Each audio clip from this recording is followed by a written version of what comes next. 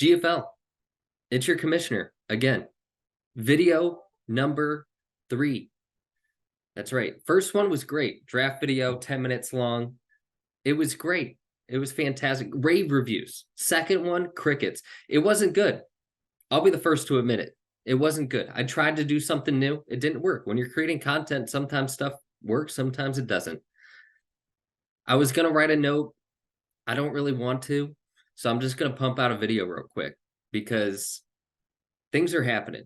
This is the week of reckoning. We've got 3 major milestones going down this week. We've got the Schnee semifinals, so we'll know who's playing for the Schnee this year. It's not me. Dan Ravis, of course, my back-to-back reign is over at the hands of Dan Ravis. Couldn't have thought of anything more poetic. So props to him. We've got the 7th place finisher will be determined also. So draft order. We need a name for that. The draft order bowl. I don't know. That's who's playing in that. Chase and no, not Chase. Who is that? Bags and Corey. So Bags and Corey, very different from last year. We had Michael and Derek in that one. Bags and Corey. I think that they could shake things up next year in the draft. We'll see. Big one there, and then it's a JT bowl of all JT bowls. Kevin versus Chase. I couldn't think, I couldn't handpick a better 2 to fight it out down there. Both have won multiple JTs. Chase, the first one to win back-to-back JTs. Kevin's won multiple JTs. Both have had very weird seasons. Had the potential. Kevin started the year, he was 4 weeks in, he had the most points in the league. Chase, injuries all over the place, found a way to kind of stay in it, and now has found his way here.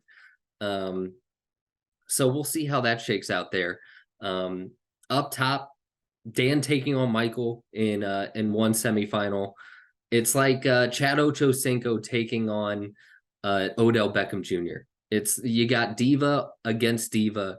You got 2 of the most outspoken, most ridiculous people in the GFL going at it head to head. They've got one Schnee between them. That Schnee was won by Dan back in 2013. So it's going to be interesting to see how that shakes out, who wins. Whoever wins and moves on is basically into uncharted territory. So we'll see from there. I've got my money on Michael. I think bye week, Dan has about 50% of his players playing on Sunday night in that Ravens 49ers game. So we'll see how that shakes out. And then the other one, it's like, get your popcorn. It's like the sophistication of these 2. Derek, Joe. Derek, the first back-to-back Schnee winner. Joe went on like a 5-year run in which he was in the finals every single year. I think he won once or twice. I know he won once. I don't know exactly how many times he won, but he won he's been dominant. So the fact that he's back here, no surprise.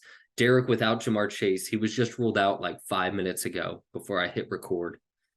So we'll see. But that's like Peyton versus Tom. That's like Patty Mahomes versus Brady for a chance to go to the Super Bowl. This is about as good as it gets.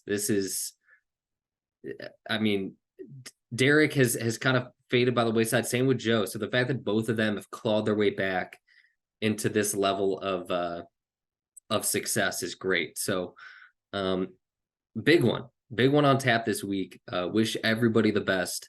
The league has been incredible this year. I hope you've enjoyed the content I put out there. Sometimes good, sometimes not, but I feel like I stumbled upon a lot of fun historical data and just shows I think the cool thing about this league is the fact that we've been doing it for 13 years. The level of participation has, gone down probably a little bit, naturally so. Priorities change, lives change. We're in different places in our lives now. And, I know that you can't dedicate as much time and energy that you used to. But you know what? I'm going to keep trying to pump all of this stuff out and make this a fun place for all of us to keep coming because it's, hey, it's us. We don't get to do a whole lot of stuff anymore.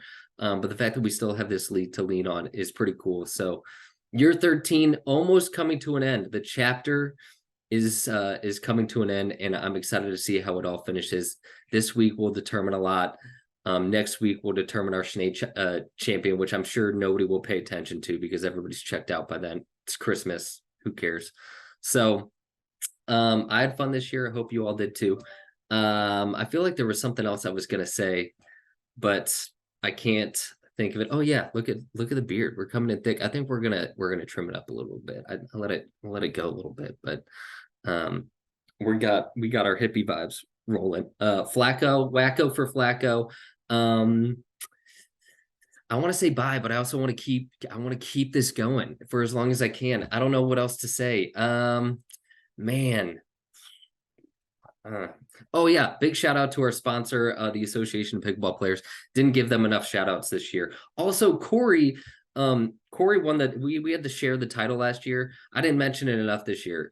Corey is also the reigning champion because we had to split it because DeMar Hamlin died on the field. So I think I would have ended up winning, but me being a gracious commissioner and opponent, I figured since we both had players in that game, anything could have happened. So Corey also, your reigning champion, he's also vying for the 7th place finisher and the right to pick the draft order next year. So